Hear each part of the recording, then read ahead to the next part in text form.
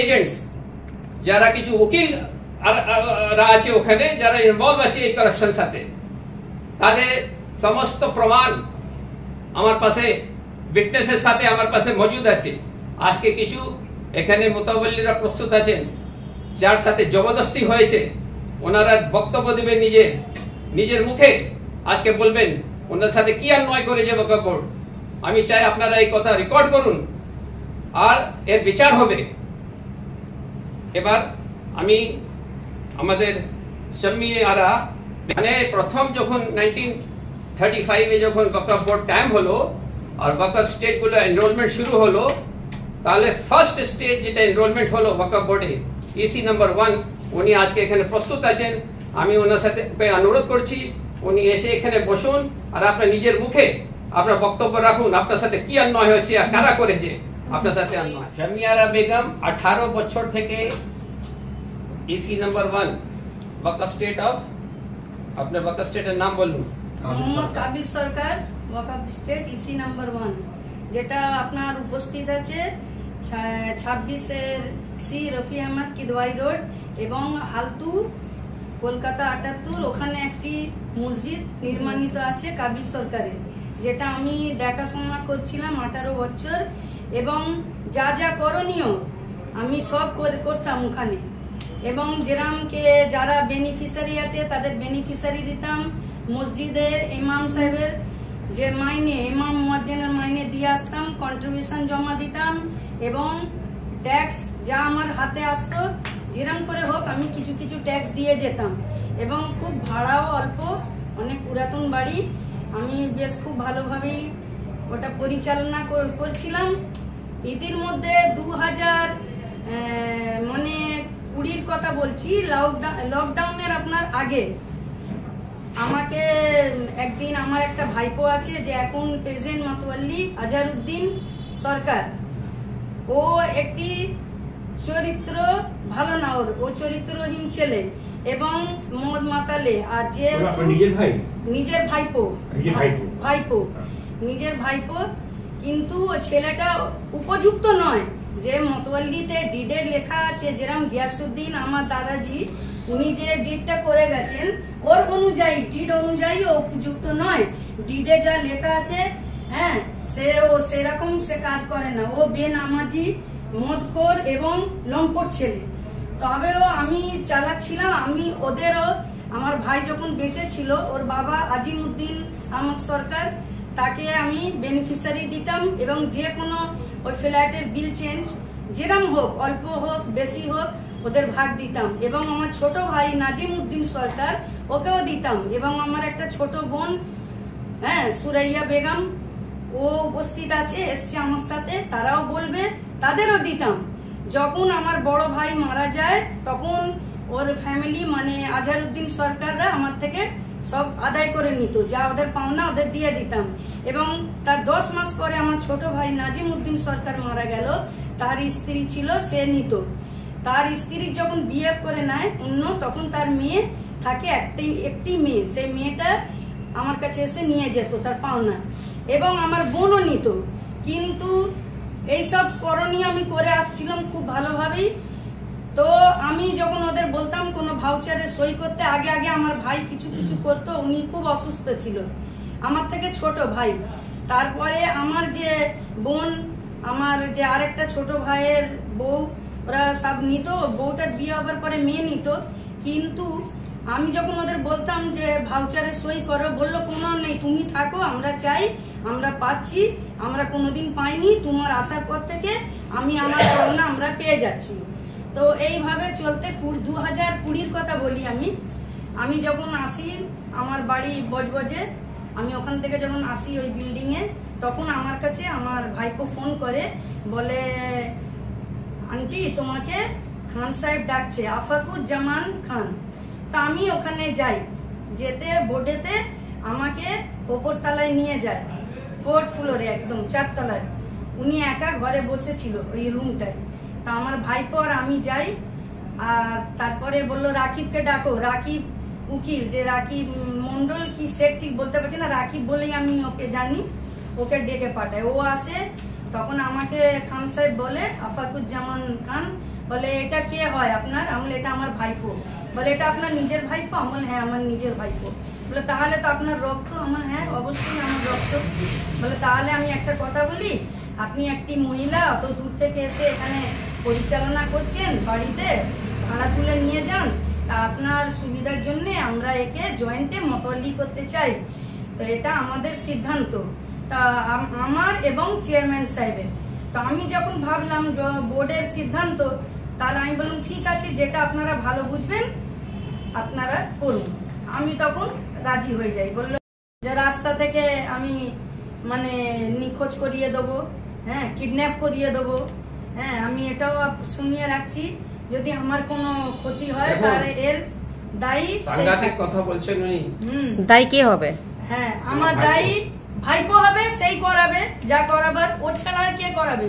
ও তো আমার জানি দুশ্মন বান গিয়া, আমার শত্রু, জানের শত্রু।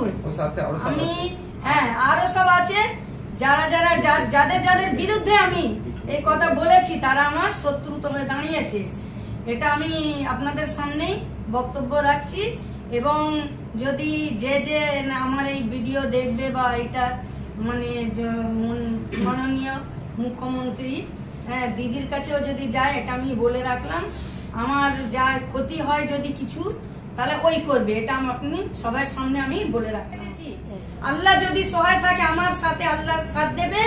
আর বরদোয়া দিচ্ছি রাকিব আর খান সাহেবের জীবনে ভালো হবে না। ওদের কি হবে যখন ওদেরও তো আলাদা আছে, ওরা আজ মস্তি করে নিচ্ছে, টাকা নিয়ে সব করতেছে, আমোদ করছে, কিন্তু আমার মুখে যে আহা আছে, এই আহাটা বেরোবে, আল্লাহর আরো কাঁপিয়ে দেবে। আজ আমি আপনাদের বলছি, নিজে শুনেছেন ওরা ভদ্র মহিলা সমস্ত গল্প কথা, ওনার সাথে কিভাবে রিসিভ করে ধোকা দিয়ে ওনাকে সাইন, ব্ল্যাঙ্ক পেপারে সাইন করিয়ে ওয়াকফ বোর্ডে বসে একজনের নাম বারে বারে আসছে, অ্যাডভোকেট রাকিব। বারে বারে অনেক রকম কমপ্লেন আমাদের দপ্তরে এসেছে আর আসছে কি এই লোকটা এজেন্ট অনুসারে কাজ করছে, তার কোনো ওখানে ডেসিগনেশন নেই, কোনো রাইট নেই, কিন্তু ওয়াকফ বোর্ডে ঢুকে ও এসব কাজ করে যাচ্ছে। তার এগেনস্টে অনেক রকম কমপ্লেন আমাদের এখানে এসেছে, আর আমরা সিরিয়াস অ্যাকশন এরকম লোকের বিরুদ্ধে নিব। আপনি ভদ্র মহিলার কথা শুনলেন, ও একটা মানে বংশের লোক, 18 বছর মোতাবেলি ভালো করে চলাচ্ছিল, ওকে কিভাবে বার করে দিয়ে আর অন্য একটা লোককে খালি কাগজে সাইন করিয়ে কি কি লিখিয়ে নিয়েছে। এখন ওই প্রপার্টি ডেভেলপমেন্ট নিয়ে ব্যাপার চলছে, উনি নিজে বলবেন কি কেন এরকম হয়েছে ওনার সাথে এই ধোকা। আমি যখন চিঠি দিতাম, তো সমান দোষী আপনার যে ভাইপো। হ্যাঁ দোষী।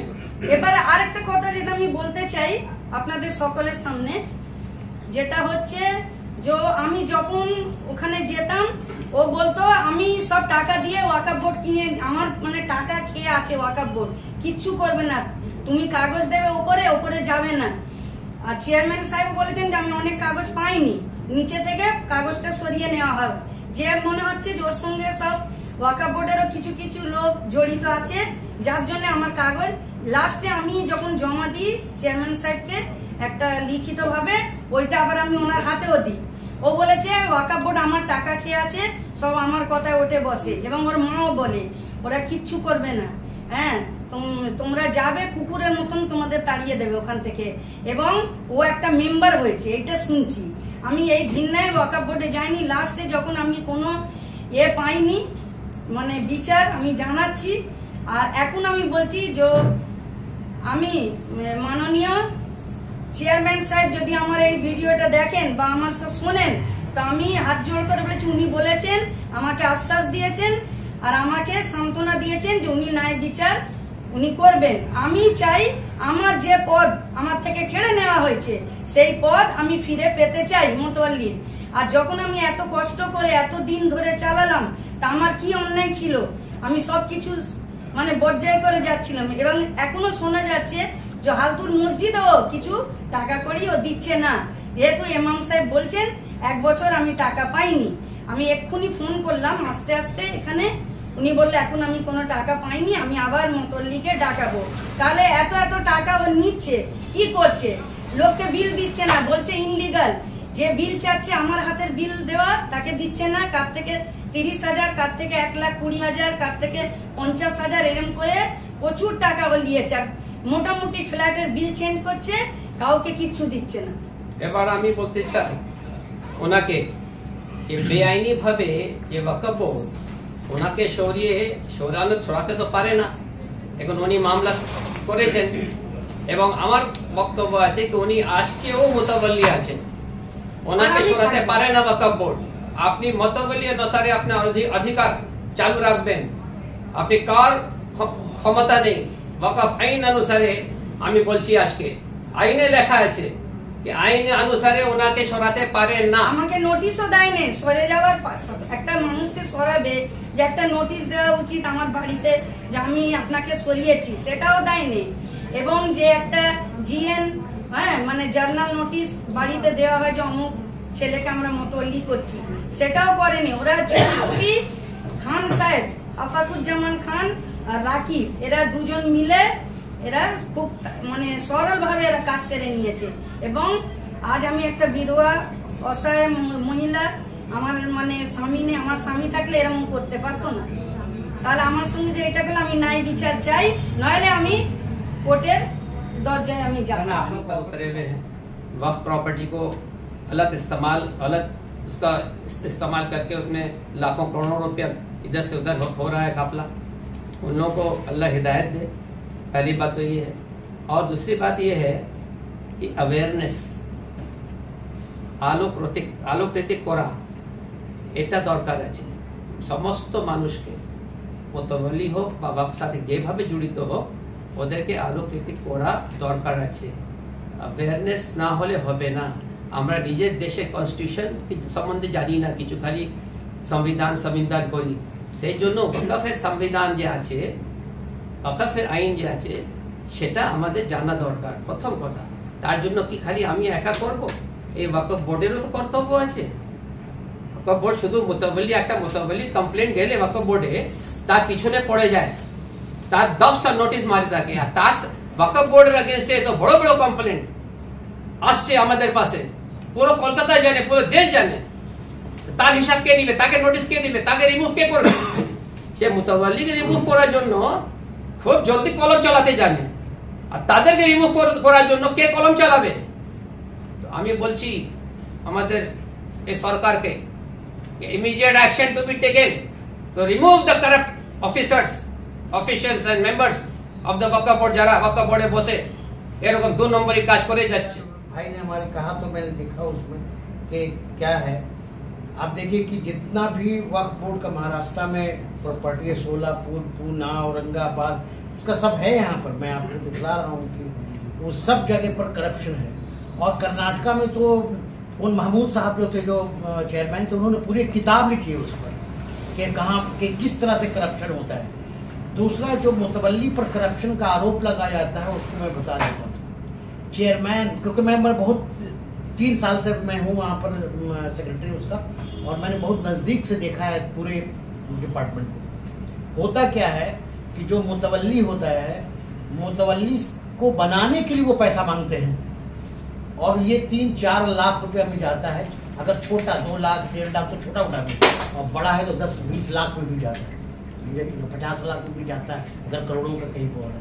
इक्का दुक्का वैसे बहुत से प्रॉपर्टी जैसे डेजर्टेड है, बहुत से केस में लगा हुआ है, इस तरह से बहुत सा प्रॉब्लम है। दूसरा चीज ये है कि चेयरमैन भी क्या करेगा? करप्शन का तो एक नेटवर्क है ना। चेयरमैन जब इलेक्शन होगा तो चेयरमैन को चीफ से बोल देगा कि भाई ठीक है, आप 10 करोड़ रुपया दीजिए पार्टी को। वो कहाँ से लाएगा? वो वक्फ बोर्ड से लाएगा। पूरा एक नेक्सस बना हुआ है, समझा कि नहीं? और इसके लिए आवाम को उठना होगा। हमारे भाई जैसा काम बराबर हमको बुलाते भी हैं, और मैं भी कई मरते यहाँ पर बोला भी हूँ। और इनके साथ मैं मुर्शिदाबाद, मालदा और साउथ 24 परगना का बहुत जगह मैं गया हूँ इनके साथ ही। तो हर जगह पर जो प्रॉब्लम है, एक जगह हम लोग जहाँ गए थे, जो कल गड़ा रहा था, वो डायमंड हार्बर के आगे गए थे, तो वहाँ पर भी दूसरा आदमी आकर के बौखाली में दूसरी प्रॉपर्टी जो वक्फ बोर्ड की प्रॉपर्टी है, उस पर जो है सरकार बोरिंग कर करके, और एक वहां पर इतना बड़ा जगह सपोज मान लीजिए ले ली, बाद में वहाँ 2-4 आदमी बसना शुरू हो जाएगा। वो मार्केट एरिया था, हल्का ही मार्केट एरिया था, लेकिन धीरे धीरे तो वो राइजअप होगा ना वो एरिया। तो करप्शन का कोई ये नहीं कि सिर्फ एक मुतवल्ली क्या करेगा, मुतवल्ली फिर दुकान से लेगा, ए भाई लाओ 10,000 दो 20,000 दो कर करके, फिर वो जा करके चेयरमैन को पहुंचाएगा। तो पूरा एक नेक्सस है जिसको खत्म करने की जरूरत है, और वो खत्म होगा सरकार के स्ट्रॉन्ग स्टेप लेने से, जनता के जागने से, और जितने मुतवल्ली है सबको एकजुट होने से। अकेले नहीं होगा, मेरा वही कहने का। हाँ, कि अगर सिर्फ अगर भैया जैसे चाह रहे, भैया तो बहुत कर रहे हैं, देखिए यहाँ पर बे लॉस कर रही है, हम जानते हैं बहुत, नॉट बिकॉज की इज माई ब्रदर, बट हम जानते हैं कि ये आदमी बे लॉस कर रहे हैं। कितने लोगों की, सैकड़ों लोगों की तो हम मदद करते हुए देखते हैं, समझे कि नहीं, सैकड़ों लोगों की। आप कभी रमजान में आ जाइए और आप देखिएगा यहाँ भीड़ लगी रहती है, समझे कि नहीं। तो इन आदमी ने तो इतना काम किया है, इतना मेहनत कर रहे हैं काम करने के लिए। और करप्शन हमेशा जब भी खत्म होगा, आम आवाम जो है जिसको ये समझना होगा कि ये प्रॉपर्टी वक्फुल अल्लाह खास करके जो है वो प्रॉपर्टी जो है वो उनके बेनिफिट के लिए है, डाउन ट्रॉडन के लिए है, सबको मिलता है। ऐसा नहीं, कितना प्रॉपर्टी हिंदूज भी हैं दुकान में या बिल्डिंग में, कितने आप पटना में जाकर के देखिए, जो पटना में हम जानते हैं, जहाँ तक यहाँ भी होगा वैसे ही। तो वो सारे लोग जो है ना, उससे सारे से पैसा लेकर के, ये आम आदमी जो गरीब है उसके बेनिफिट में जाना चाहिए था।